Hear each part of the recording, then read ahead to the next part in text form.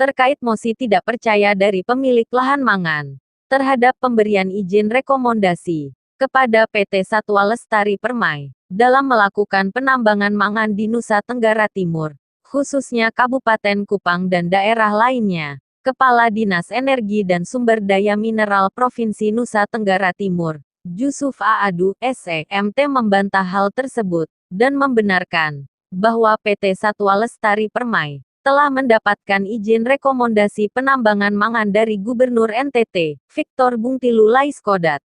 Selain PT Satwa Lestari, sebanyak 30 buah perusahaan yang telah menjalani evaluasi, dan dari jumlah itu, sebanyak 18 perusahaan yang lolos evaluasi, hingga telah diajukan kepada Gubernur untuk ditandatangani.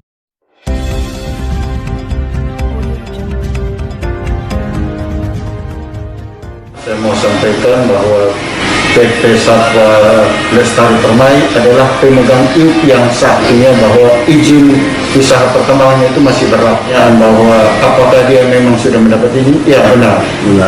PT Satwa Lestari adalah pemegang IP yang sah dan di dalam melaksanakan kegiatannya, walaupun kemarin itu ada moratorium, tapi dia sudah kita lakukan evaluasi dan bukan cuma satu, ada 30 perusahaan yang sudah kita lakukan evaluasi. Dari 30 itu 18 yang sudah memenuhi syarat untuk kita ajukan ke Bapak Gubernur untuk mendapat rekomendasi. Salah satunya itu adalah Satwa Lestari. Jadi kalau dikatakan bahwa dia sudah dapat rekomendasi bagus, ya betul bahwa dia sudah mendapat rekomendasi dari Pak Gubernur. Terus kemarin moratorium itu apa sudah cabut Pak?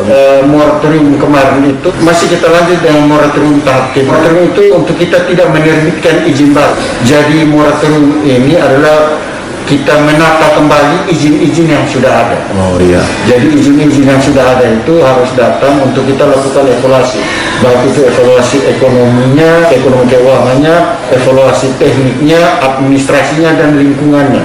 Bukan pemberhentian sementara ya Pak? Pemberhentian sementara terhadap seluruh kegiatan penambangan. Tetapi ketika dia sudah memenuhi semua persyaratan dan untuk dia bisa beroperasi kembali, kan kita harus lapor ke Bapak Gubernur untuk mendapat rekomendasi untuk bisa beroperasi. 18 perusahaan itu kalau semua ini sudah memenuhi syarat, kita ajukan ke Bapak Gubernur dan Bapak Gubernur melihat bahwa ini sudah sesuai dan dia akan tanda tangan, ya kemungkinan semua akan ditandatangani oleh Bapak Gubernur. Evaluasi yang tadi Bapak sebutkan ini dan nama-namanya apa selama ini sudah dipublikasi Pak, mungkin kepada ya paling tidak ke pengusaha-pengusaha lain berupa informasi Pak. Iya, kalau ke pemohonnya iya.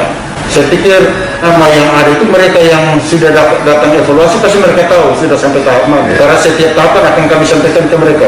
Misalnya kurang ini sudah lengkap akan kami sampaikan. Jadi soal mereka tahu bahwa mereka sampai pada tahap mana. Jadi bukan izin pertambangan yang dibuka Pak. Izin pertambangan itu tetap berlaku. Tetapi kegiatan pertambangannya itu setelah memenuhi semua persyaratan sesuai yang ada di dalam keputusan gubernur itu, dan kalau sudah mendapat rekomendasi Pak Gubernur, boleh dia melakukan aktivitas pertambangan. Berarti moratorium ini hanya waktu khusus administrasi apa Pak? Semacam apa? Jadi moratorium ini kita menata kembali Pak. Menata apanya Pak? Menata semua persyaratan, baik administrasi, baik keuangan, baik teknis, baik lingkungan. Bayangkan kalau misalnya berarti penambangan fisik tidak jalan ya Pak ya? Iya, fisik sama sekali setahun yang kemarin itu tidak boleh ada aktivitas Pak, karena ketika dia belum mendapat rekomendasi, belum oke, dia tidak boleh ada aktivitas Pak. Lalu aktivitas baru bisa jalan sejak kapan Pak? Sejak kalau dia sudah dapat rekomendasi teknis Pak.